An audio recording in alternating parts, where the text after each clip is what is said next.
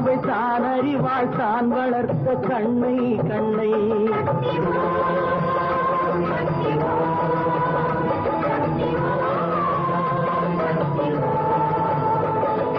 பக்தியிலும் அன்னை தான் முதலில் தெய்வம்.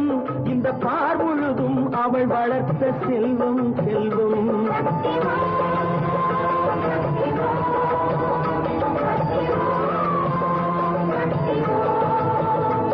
பதியம் வைத்த மரம் புதிய தோட்டம் தனில் நின்று வாழ்வதுண்டு.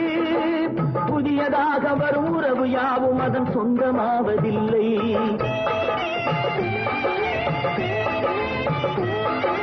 பதியம் வைத்த மரம் புதிய தோட்டம் தனில் நின்று வாழ்வதுண்டு.